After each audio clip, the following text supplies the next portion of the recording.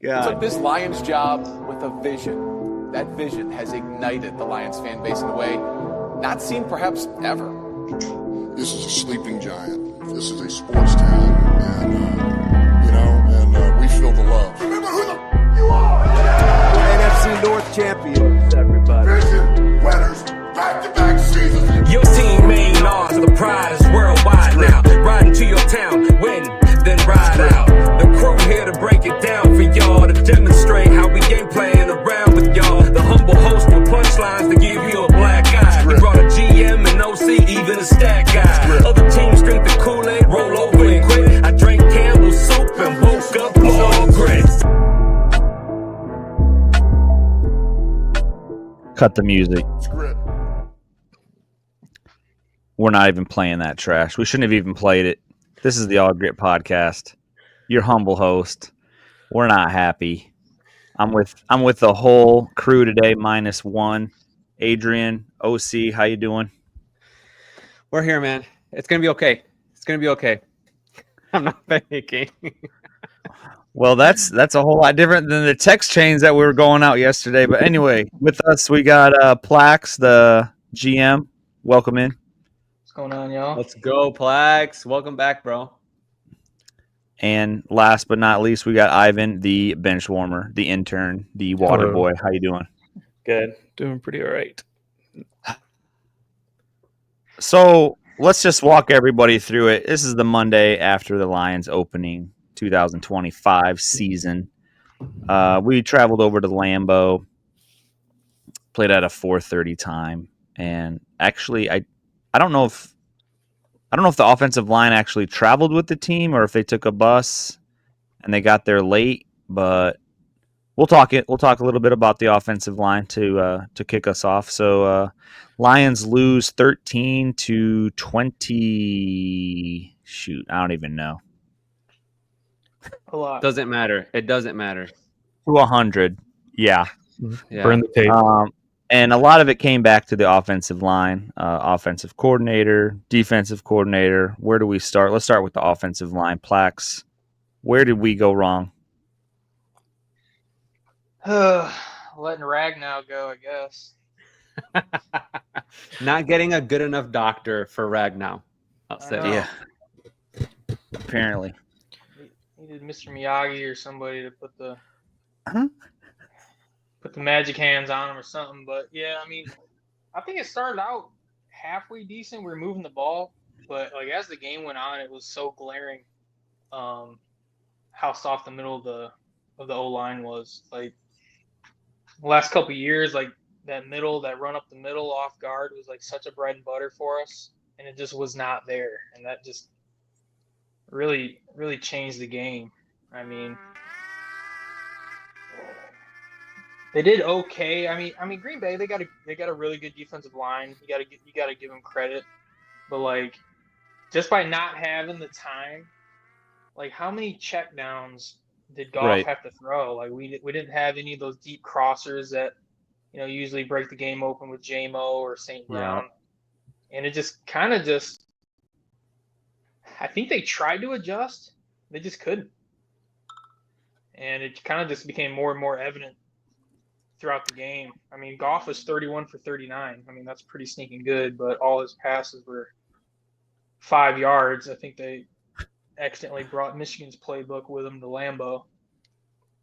Well, But, 5 yards of throw, 5 yards of throw would be almost doubling their what they actually did. So let's go back to this stat, and I'll welcome Ivan and Adrian for their thoughts on the offensive line as well. So my good Packer friend, who no doubt will be listening to this episode, we watched the game with them yesterday, Ryan and Grady and his whole family, the Sharpings. So he's literally sending me stuff as we're recording the pod right now.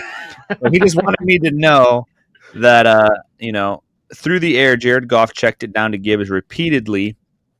That earned his back, Gibbs, the stat line of 10 receptions for 31 yards. And in quotes here it says, no player in the history of the NFL has caught that many balls for that little yardage. So we can hang the banner. We're breaking records. Let's go. Got to be some kind of a record. I know. So Ivan, Adrian. Let's start with Adrian. The offensive line. I do want to preface this entire episode for all our listeners. I know we've got some big diehard Lions fans. Like, we're gonna talk about what we are upset about, right? What we saw. I mean, you as a listener, you saw it as well. But this is week one. Like, week one and week two in the NFL is usually preseason football for a lot of these starters, especially our starters. Goff did not play during the preseason, nor did a lot of these other guys. Think of Hutch. He hasn't played football in almost a year, so he's ramping up. So we are not going to panic.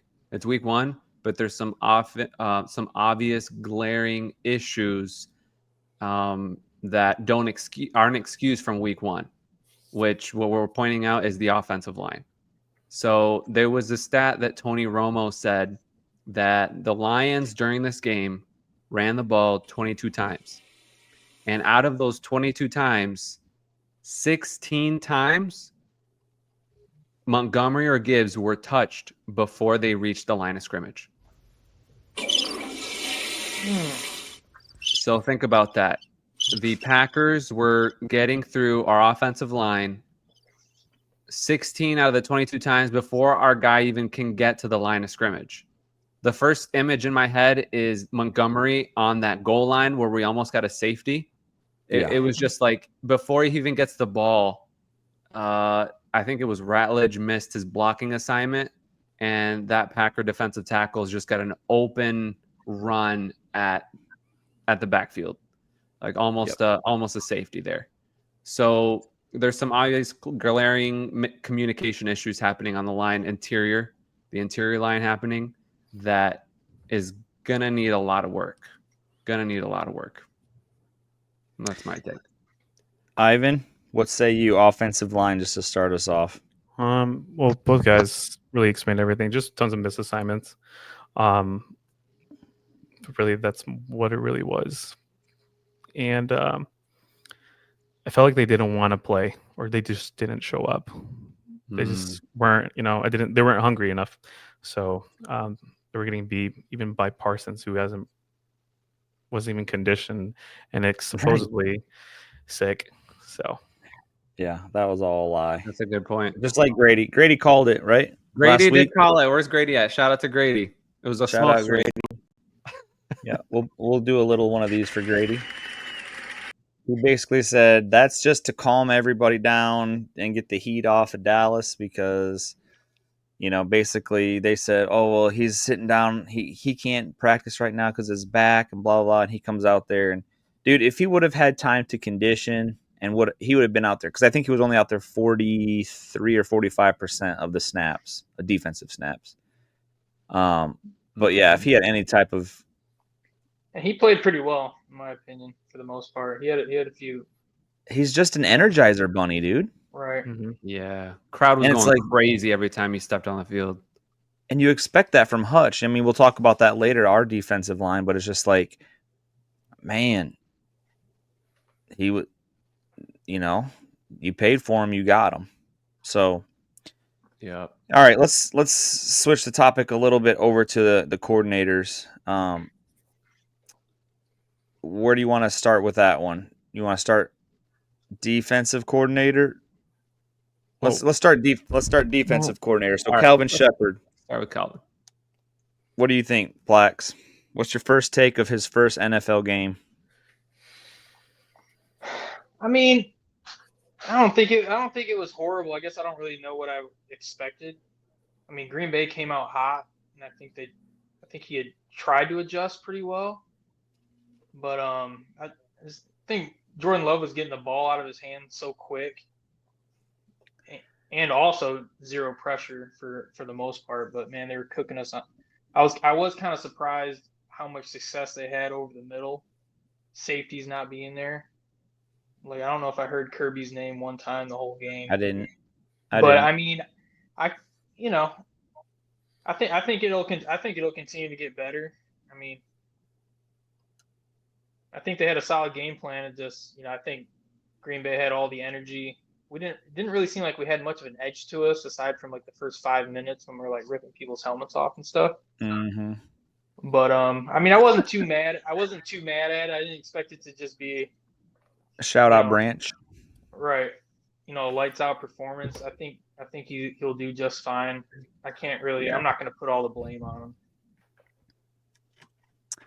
Adrian, give me your thoughts on Calvin Shepard. What we're looking at basically Aaron Glenn for the past 4 years.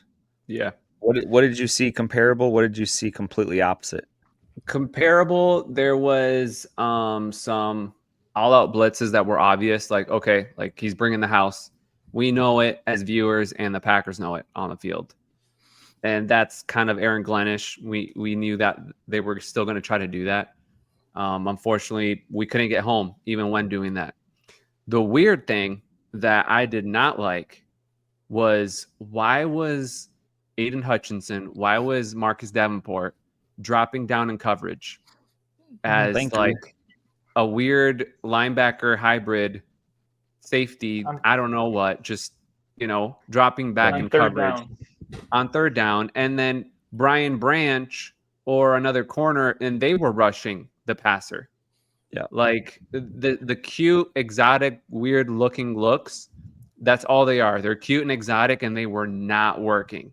Like, why Right. would you put Aiden in a situation like that and not put your best player to rush the passer? It was maybe I know for sure he did it once. I don't know if what you guys saw, he did it a couple times, but they need to stop doing that. Just get to basics and put your best players in their best positions. There you go. Agreed totally. When I saw, Aaron Glenn did do that a couple times, right? Remember, Hutch got 2 of his interceptions, I think, by kind of playing that little off the line and linebacker-esque. But yeah, that's asking a lot for the first game of the season. You would think that they would just say kill the quarterback. But Right. Ivan, any other things to add to either? Let's switch it, and you can either do offensive or defensive coordinator that you saw. Okay, I'll go with defensive coordinator. It was frustrating not to see a pass rush or at all during like third downs. They were giving what's his name again? They were giving him a lot of time. Jordan Love. You know what I'm saying? Sure. Yeah. He had like so many seconds to throw the ball. Which like one of those drives ended up in being like a 2-play touchdown. I remember watching. Right. Yeah. They gave him so much time, which was really annoying. And it's not concerning right now, but hopefully it could be developed. I'm gonna give it to like 4 to week 8 until the bye week, until I start pressing a panic button. Dang. But This dude's not gonna be nervous for 7 weeks, fellas. No, I just Dang, feel like Ivan. What if we're I feel 2-6? That's the thing. If we're 2-6, that is concerning. That's just what today. We'll probably need to get like free agents or something in the transfer window or something. Then going to transfer portal. We're going to college. Yeah. No, for real. We might have to, bro. We might just have to. Then offensive, I'd say he wasn't just Johnny Morton wasn't taking. He was not really stretching the field like where he should have. Take advantage of JMO, using him. Then taking Amon-Ra St. Brown, probably cutting him with a slant or something like that. That's just my thought. All right. Well, let's go back to the offensive coordinator, like you said. So I got this image here, and if you are watching on the YouTube, you can see it pop up. This is what Adrian was seeing. Can you guys see that image? Yep. Yes. I don't know if it's just me or for everybody. Okay, so yeah, we can see it. There's our offense. This is they're hiking on the 1 yard line if you're not watching, and Demo from that shot is just filthy. The picture. You got Tate. You got Graham Glasgow playing center, so he goes left. He's double teaming Mahogany on a guard, and you got I can't tell who that is on the Packers. Is it 98? I can't tell. 98? Yeah. But then it's just like you have Sewell and Ratledge literally ghosting to the right, and just the nose guard is just. Now, if I'm David Montgomery, I'm not taking that ball from Jared Goff. I'm telling you, I'm doing an audible in my head, and I'm I'm hitting 98 right in the mouth if I'm David Montgomery. There ain't no way in the world I'm going to take that ball. Mhm. But he did, and ended on the 1 yard line. I'd have had Jared Goff throw it to somebody, but probably would have been a safety had I done that. But that's just I've never seen a picture like that in my life. That's unbelievable. It was like that several times. We just don't have pictures of it. That's true. Where unfortunately Tate, when he was playing good, right? On his assignments, but there were several just missed assignments. So it's just mental mistakes. Yeah.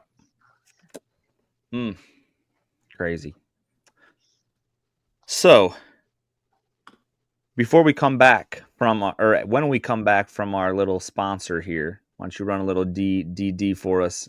We're going to get into a little bit more of some in-depth conversations that was held with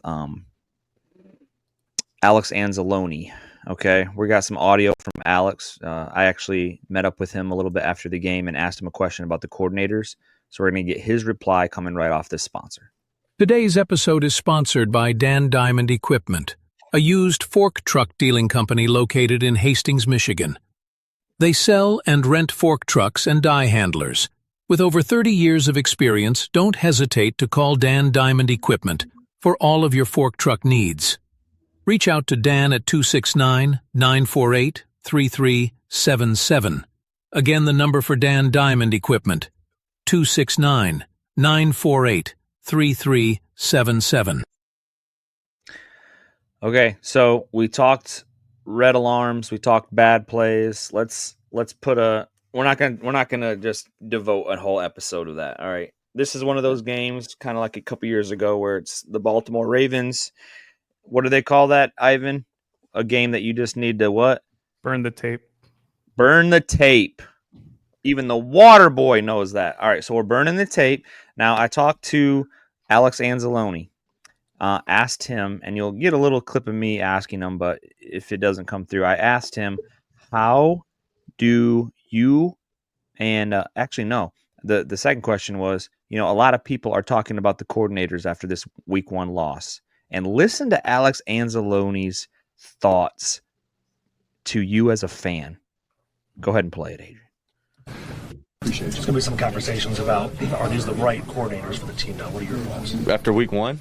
Yeah, that's what I'm saying. Well, the fans are not, whoever's saying that's not highly intelligent.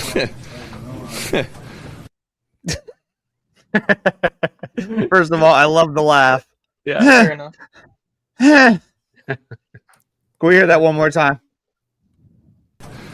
Appreciate it. There's going to be some conversations about, are these the right coordinators for the team now? What are your thoughts? After week 1? Yeah, that's what I'm saying. Well, the fans are not, whoever's saying that's not highly intelligent. All right. Kawhi Leonard somewhere heard that. Right, dude. Right. That will be a drop moving forward. So not highly intelligent. So he's basically, like we talked about pre-post, Adrian, he's given us the Aaron Rodgers from years ago. Now, those Packer fans, Lions fans, yeah, Plax knows what I'm talking about. He spelled it out, RELAX, relax. So this is Alex Anzalone telling everybody, listen, it's the first game of the season. It's a opponent that we're well aware of in the same division. They're tough, and it's the NHI. What's NHI? Well, he just said it. Not highly intelligent. So don't be an NHI if you're around him. What do you boys think about that? Yeah, I mean, he's right. It's week 1. We had talked about earlier in the season or off season that it is going to take a little bit of time for things to gel. I personally didn't expect it to look this bad week 1. You know what? Just like thinking about the whole game in general, like I'm fine with the defense. Like, yeah, they couldn't get home and get enough pressures, but not a big deal. It's week 1. A lot of defenses did way worse than we did if you look across the NFL. But offensively, yeah, I'm hoping that Johnny Morton can do a lot better. I'm going to place the blame on the players this time on the offensive line with miscommunication and not necessarily on the play calling, even though the play calling could definitely be a lot better. It could be something else than not just running the ball every single first down, right? And the defense expecting that. So good learning lesson. And the title of this whole episode, it's a wake-up call. It is a huge wake-up call. That's my take. Nice. Ivan? I think you're muted, Ivan. Or maybe not. No, I want to show some tape about the offense real quick. Hold on. Let me pull it up real quick. While you're looking, yeah. You got that right now? Yeah, give me a sec. Let me just make sure all of this is happening. I do want to circle back to Adrian whenever you're done, Ivan, about the defense, because it's not all bad when you compare the first half to the second half. Is that what you're kind of looking at? Yeah. I'm looking at but just mostly the offense. I'm actually going to pull it up real quick. It's just surprising. I have it ready. I just let me screen share real quick. Hello. Cool. Can we see my screen? Yep. Can you see this? Yep. Okay. Yep. This talk is the talk it over for our listeners who don't have it. Okay, so this is happening in the red zone. So it's very common with other plays I've noticed too. I saw this on Twitter X, not just this play, but other ones. So this one's in the red zone. But as you can see, if you're watching on YouTube or if you're listening, the ball's on the 20, and we have check down right here by Gibbs on the south side of the field. And most of the wide receivers, we have 4 within the 10-yard line to the goal line. They're too cluttered, and they're not taking opportunities to expand the field. So here's one example. Feel free to intervene too if there's anything that you see or that I'm missing. That's just one in the red zone. Let me go back to the other image. Yeah, so for our listeners only, you got that picture that he just showed. You got 3 wide receivers, and I don't know who they were, but they had to have all been within 7 yards of each other. Yeah. I mean, of a 50-yard, or how wide is a football field? Is it 30 or 50? I mean, 40 wide. to 50. Yeah, so it's like they were within 5 yards of each other, which is absolutely ridiculous. But go ahead. Second screen. Yeah, this is a second play. They're in the middle of the field. This is probably second or the fourth quarter. Same thing. Wide receivers just are bunched in, not doing anything. They're covered. 2 high safeties from the defense. Yeah. So they were baiting them to just check down all day. Yeah. By these defensive looks. Yeah. Mm-hmm. Yeah, and not really taking advantage. I'm thinking this is JMO on the top, so if he would have gotten more vertical, expanded that a little bit more to move any of these free safeties or strong safeties, then probably also use, let's see, Amon St. Brown and also Sam Laporta to attack the middle of the field. That would have been better. The funny thing is, Sam Laporta was our highest graded offensive player too. Yep. So pretty much, and that's what I got. All right. Well, that's good insight. Did he just kick himself out? Yeah, he probably did. We'll come back in. I think that last one there, it's like a third down. I mean, Green Bay's in a 3-4 or maybe a quarters. I mean, they're playing the right defense there. Everybody's sitting at the sticks with 2 high safeties. So I mean, there's not really a whole lot you can do there. But they were good at taking the top of the offense away. And you know, how many big, we're so accustomed to so many big plays all last year. I think they're just like they're just not going to let that happen today. So I mean, they had a great defensive game plan scheme. So yeah, and that's where all the checkdowns came from. But that scares me moving forward. Is they put the tape out there to stop we couldn't run the ball. Yeah, so we'll see. I mean, that's how that happens. Is Chicago's defensive line any worse? I mean, they got some beasts on their defensive line too. They do. Are we going to be able to move those guys to set up the play action? It's just, man, I'm looking forward to tonight's game. Sit back, put a little pressure on the Vikings and Bears. Adrian and Grady picked the Vikings to win tonight. I picked the Bears just because I don't trust JJ, but we'll see. I want to see JJ play tonight. Side note. I need the Bears defense to do terrible for fantasy reasons. So I need the Vikings to obliterate luck. them. No, And I need the shout out Vikings. to cousin Danny. He needs like 20 points from Hawkinson tonight. So hopefully that happens. Someone else, yeah. We're playing in a league where someone needs 20 points from Hawk, too. All right, I was so like, I all want right, to let me just call up JJ McCarthy real quick and let him know. right. I want to get your guys' just quick thoughts on the second half compared to the first half defense. So, first half defense gave up. What was it like? Do you have the stat line on you? 17. Did they give up 17 in Two the first half? touchdowns and a field goal, I think. Yeah. Okay, but yeah, tons of yards, right? Second half, the defense. Now think about this: the defense in the second half allowed the Packers to throw the ball 6 times. Now, I don't know if the Packers said, we have a lead, let's run the ball, let's prepare for the Commanders next Thursday. Whoa. You know, pause. Or did the Lions defense actually, did the corners and safeties and secondary actually only allow 6 throws the whole second half? Like they made adjustments the second half, and it was obvious. We finally made them punt. We finally were making them nervous with, I was so upset that the Brian Branch pick 6 came back because of Rockison holding. Like that would have been the complete momentum swing for us in the game, but that comes back, and so the defense is going to be fine. I'll say that. I'm not concerned about the defense. They'll be good. Okay. They'll be fine.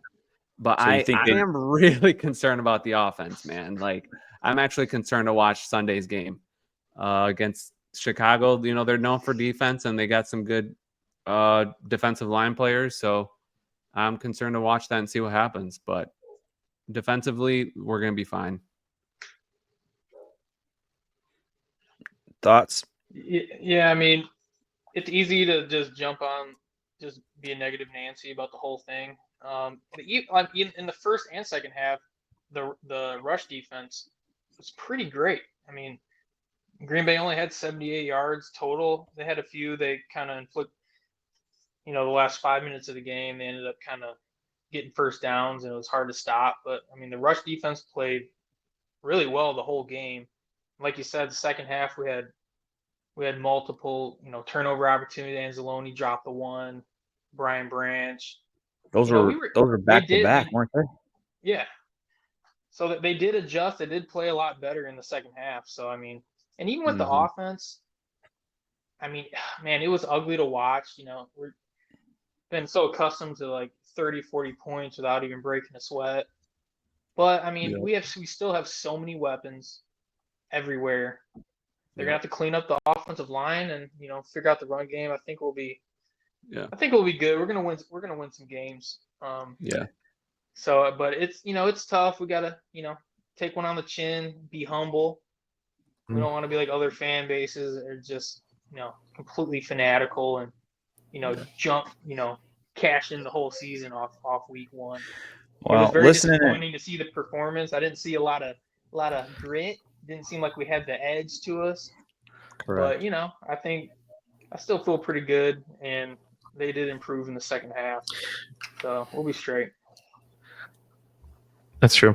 I wanted to add real quick. So just yesterday, 2 days ago, we can bring it up on the pod as well. JMO got an extension for another 3 years. So we're gonna have JMO, Amon-Ra St. Brown, and now with Isaac Tesla's rookie deal, that's 4 years of those weapons. So I feel like we will be fine as an offense, but the only concern is the O-line. So if, let's say, we don't do so well this year, hopefully Brad does something about it, and hopefully he will. If we can, trade for somebody else this year, or if by next year free agent comes along, or if they just get better. One thing I wanted to mention too, Caleb, you brought up earlier in the group chat. Each of the last 3 years, we started the year 1-1.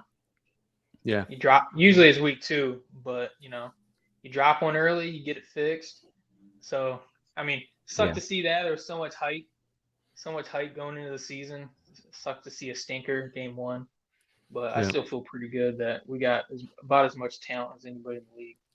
Especially since we've owned Ford Field West for a little while, it's kind of hard giving that back up. Go ahead, Adrian. You had a thought? Yeah. So I was gonna just jump thoughts because I usually think big picture. I just like the whole piece of pie or whatever. And I'm thinking about Brad Holmes. So we know Brad Holmes he is the best GM we've ever had in franchise history. Like he took us from nothing to now we're a somebody and we've been contenders. But I want to know what you guys think. I'll start with you, Caleb. Is Brad Holmes all in on winning a Super Bowl this season? Is he all in on winning a Super Bowl this season? No. Calm down. There's my answer. The Packers went all in. The Baltimore Ravens went all in. The, dare I say, Buffalo Bills went all in. These teams went out and they found good players. I'll throw Philadelphia Eagles in there. They, again, go out and just get Zadarius Smith, who's begging to play on a team, begging to be a guy that can just rotate in and give somebody a breath and get a sack. I don't know what our Brad Holmes is doing, looking at our defensive line and putting so much hope in Marcus Davenport and who's behind him? Who is literally behind him? Because Muhammad? Kentucky, yeah, Muhammad, yeah, probably. Which he's supposed to be giving Aiden a break, but I don't know, man. To me, he is so long term. He's big picture. He's setting up to be like the Baltimore Ravens, bro. Who wants to be the Baltimore Ravens? Or the Niners? Who wants to be a team that is good for so long but never does anything? Don't get me wrong. Yes, they won a Super Bowl back when Joe Flacco was like 2 years in the league, but it's like they've been that team that makes it to the playoffs and gets schooled by the Chiefs or by the Bills. Like, do we want that, or do we want a Super Bowl? Do we want to go all in and get it? And so if you're asking me, I don't think he did.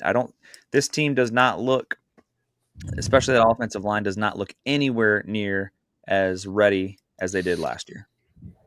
I just don't think he's that aggressive. I just don't think he's that type, like that. He's that type of guy. Just throw all the chips in on one.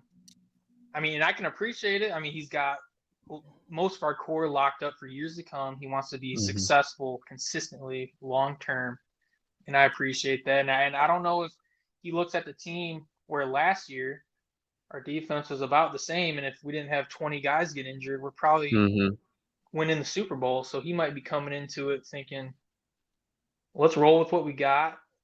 We're good enough to win the Super Bowl with what we have. Yeah. I mean, the offensive line, that's probably the biggest detractor of this team this year, but it was a little frustrating not seeing maybe a little more aggressiveness, but adding pieces to the defense. But, he doesn't want to, just like the Rams. They went all in, got their Super Bowl with Stafford, had a couple crappy years. They're still pretty good, though. But, he's thinking long term. I appreciate that, but it's like how many opportunities do you get? And plus, now with all the parity in the league, there's 7 or 8 teams who can win a Super Bowl right now. It's not like just Kansas City and Buffalo or one other. This isn't the NBA, yeah. So it is concerning and it sucks, and it's like we want to just get that monkey off our back. But I just don't think that he's that type of dude to sell the whole house on 1 year. What do you think, Ivan? When I think about it, he wants to have sustainability throughout the years. For sure, long term, what Kayla was saying, that is correct. But I feel like money-wise as well, coming back to like the numbers and accounts, he wants to pay his players first and to keep them. Yeah. I want to keep everybody for sure, like all these young players, but I don't feel like we're going to keep everybody. Eventually, we probably might be losing Brian Branch or Sam Laporta. I feel like either of those two we will lose within the next couple of years. So hopefully he keeps drafting how he's drafting, but there might be a point where yes, he might need to put all his chips in to get to say that this is the full year. This is the Yeah. But I don't know. It's hard. So I don't know. We'll see. I think we need to reassess after week 3. Like whatever happens this weekend is going to happen. But then after you go against a contender like the Ravens, you'll know for sure what you need. Like, yeah, right. Let's just hope that we're 2-2 after the first quarter, because we could be 1-4. Cleveland gave Cincy everything that they had yesterday, and if it weren't for their Down syndrome kicker, they would have won that game. The kicker. He missed a 30-yard chip shot, bro. Yeah. That would have won the game for him. Joe Flacco would have walked away with another victory. Here's another thing to think about. Okay, if let's say if we don't make the playoffs, we do make the playoffs by wild card, but we still lose. I'm not saying fire Brad Holmes, but start reconsidering like, is what he's doing is the right thing? No. Is there a limit? I want to keep him forever. I think if we don't make the playoffs this year, you're looking at your coordinators. Like, there's no way you're touching Dan Campbell or you're touching Brad Holmes. Yeah. These dudes have given you at least they've given you NFC North championship 2 years in a row and brought you from nothing. Like, if people are calling for Dan Campbell's head, you are insane at the end of the season. Even if we went 0-16 this year, you're insane if you want to remove Dan Campbell. Oh, and what? 0-17. My bad. 0-17. Still the old head. If we went 0-17. I can't even imagine a situation possible where that's even. I know. Yeah, let's not talk about that. I'm just saying, like, I think of Dan Campbell. Like, it's true. It's going to be your coordinators and assistant coaches that are out the door. I kind of want to give a hypothetical going back to what Adrian. This is kind of for Adrian. When we were talking in spring training, you kind of put out a bold take there, and I wrote it down mentally. You said Frank Ragnow would come back during the season. if we start really taking L's because of the center position, do you think that Brad Holmes calls up Frank and says, listen, you missed 6 games of the season. We'll give you exactly your paycheck for the whole year minus the 6 games that you didn't have to get your body beat up. You got time to recoup. You want to come on back for a Super Bowl run. And you put Glasgow back at right guard, keep Mahogany there, and you've bolstered your offensive line right again. What I mean, the whole lineup doesn't matter. Ratledge, but if you bring back Ragnow, bro, it's his mentals. Like, I go back to watching Quarterback on Netflix. Him and Goff just had the complete system of communication down for protection packages, for blitz packages coming. Like, Frank not only was a tank, but he was a genius on the line to identify what was going to happen on the defense. And you obviously see that on Sunday, that was not happening, and we miss him a lot. I saw it on the national media. I forget who it was, but they said the smartest thing this summer coming from, the national media, they said that most people are focusing on how we lost Ben Johnson, but nobody's focusing on the fact that we lost Frank Ragnow. That is a bigger loss than Ben Johnson. Frank Ragnow was. Dang. And so if we're 0-3 after Baltimore, I think that's going to be the biggest cause is we lost an all-pro center. If we're there. I don't think we'll be there, though. I think we'll get a W this weekend. And remember, we still have Frank Haley. What's his last name? Yeah. The offensive line coach. So we still have him.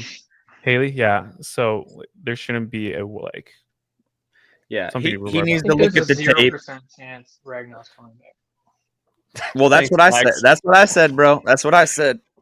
That's why I gave that question only to Adrian, because he basically put that as his bold take, bro. He's coming back. So we're gonna start an all Gritt donation. Whoever wants to donate their feet and just toes so that Frank can play. Any kind of body parts that Frank needs, we will supply. All right, so listen, I kind of want to go back to our bold takes from earlier in the week. We had Grady Packer Cheesehead with us. he said Golden is getting 2 touchdowns for his bold take. How did that go? Oh, there goes Golden. I think Golden caught like 1 or 2 balls, let alone 2 touchdowns.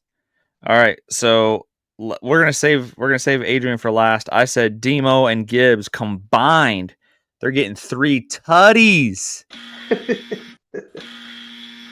I think they got 3 yards combined. All right, and then I'm gonna leave this to Plax and Ive to settle this one. All right, Adrian said, "Your boy, Tess." Actually, hold on one second. Let me drop some audio file for you guys real quick. This is from last week. Can you beat that bold take? All right. We also have a rookie wide receiver. Oh boy. He is from Hudsonville, Michigan, just 10 minutes down the road. My bold take is our new rookie immediately out of the gate gets his first NFL touchdown in Lambeau, where he does a Lambeau leap right into the stands. Pour beer on him, guys. But wait a second. If he gets the touchdown and he doesn't do the Lambeau leap, that bold take does not hit, right? Correct. It's a parlay. Oh, you got it. All right. So, And so the reason why shut up. Man. All right. So, Adrian, go ahead. Plead your case to the 2 boys. All right. What I was telling on the boys chat is give me at least half a point. And the reason why is we knew that it was a touchdown. It was legal, but because the refs said no touchdown, Tesla didn't have a chance to celebrate and do his Lambeau leap like he said he was gonna. They all had to go back to the sideline and wait like 5 minutes or whatever for the decision, and they finally called it. If it weren't for that, I would have gotten my bold take. So that's And what a you guys freaking think? catch, too. Yeah. dude, what a freak. His Bro. first catch. Right? That was his Yeah. first catch, too. So I saw this stat too. He only had 3 reps in the game. Yep. And his only 3 reps in the game. His only catch was that catch and touchdown. And that's the only time they threw to him out of the 3 plays he was out there. Yeah. All right. So, we're going to I'm going to show you boys this. Adrian. Well, I'll show you later, but I'll give you a half a point, Adrian. I got no problem with that. But I'm only 1 out of the other 2 here, so I mean technically you did say Lambeau leap, so Yeah. Man, yeah, Tesla was a nice little tree at the end. If we walked away from that Packers game with no touchdowns, just a bunch of field goals, bro, I would have been twice as depressed. Like we can't even score. 0.5. There's our bold takes for the year so far. Adrian's on the board with 0.5. All right, it's going up on the wall. Nice. All right, so let's get into this week's bold takes, boys. What do you think? All right, so this week, Chicago, Chi-Town is coming into Detroit Ford Field. Game 1 p.m. That's how we like it. We're used to games without a lot of eyes on us because we've sucked for 30 years. All right, we got the Bears coming in 1 p.m. What say you, Adrian, for this week's bold take? Yikes, man. I haven't even thought about it because I want to watch the Bears tonight, see how they look with Ben Johnson. Okay. Uh, Well, listen, let me throw this out at you. So we're gonna try to throw out a Thursday pod with Right. a crossover episode with a With a Chicago Bears fan. So do you want to hold on bold takes Yeah, for Thursday? let me hold Let's on do it. that. Let me hold on it. Let me think about it. Okay. Let it marinate. And I'll tell you what. I have one ready too. Listen. All right, listen. so those boys got their bold take. Yeah, I can put it down right now because you guys probably won't be with us on Thursday anyway. Had one in the chamber, ready to rock. You're never. All right, let's go, baby. All right, Plax. Thursday bold take. Hit me. Doesn't feel like much of a bold take after the last 3 years, but after Monday or yesterday's performance, I think the offensive line is going to bounce back, and I'm not going to say whether it's Montgomery or Gibbs, but as a team, we're going to rush for over 100, 115 yards. Ooh. As a team over 115? Yeah. Yeah, because Sunday was 46 yards rushing. Yeah.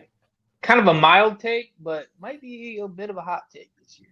it does feel like a hot take after what we saw Sunday. And I think if we're if we're rushing for over 100 yards a game, I think that means we're back. I think and that's just gonna open up the top of the defense. We'll start getting those better passing game that we're used to. So I think they're gonna bounce back. That's a cumulative, right, for the whole team? Cumulative. Mm-hmm. Mm-hmm. Okay. All right, Ivan. What say you, bud? Okay. Can I hit a parlay? Heck yeah, bro. Heck yeah. Okay. All right. I feel like yes, the running offense will come back. So we need a Montgomery touchdown.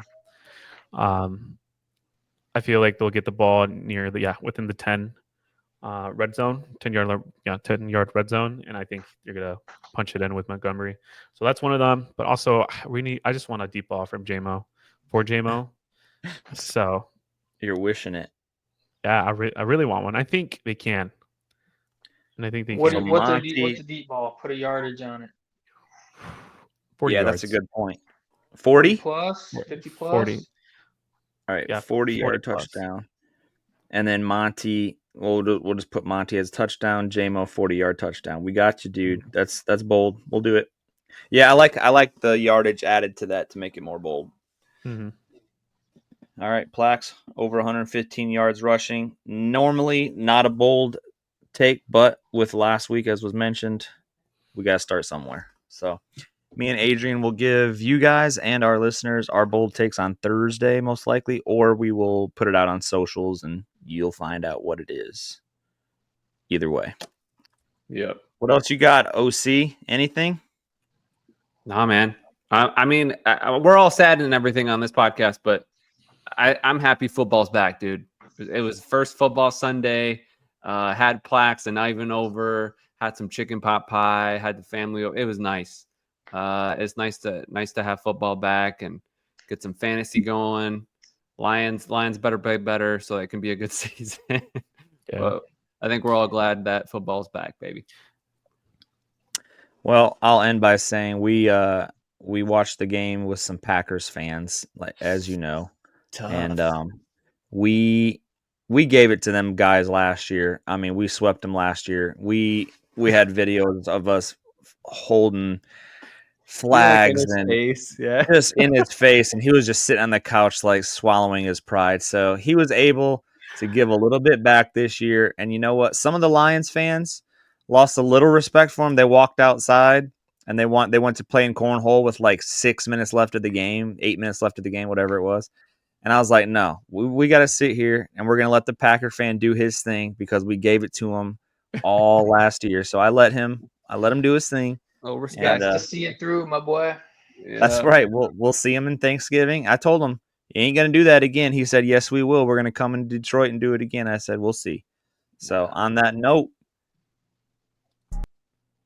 my bad. So, this is the All Gritt Podcast. Your humble host, joined alongside the OC, the intern, the GM, the stat guy's driving home from Indy right now. Safe travels. Shout out, Clay. And just remember our listeners, follow the All Gritt Podcast. That is 2 T's.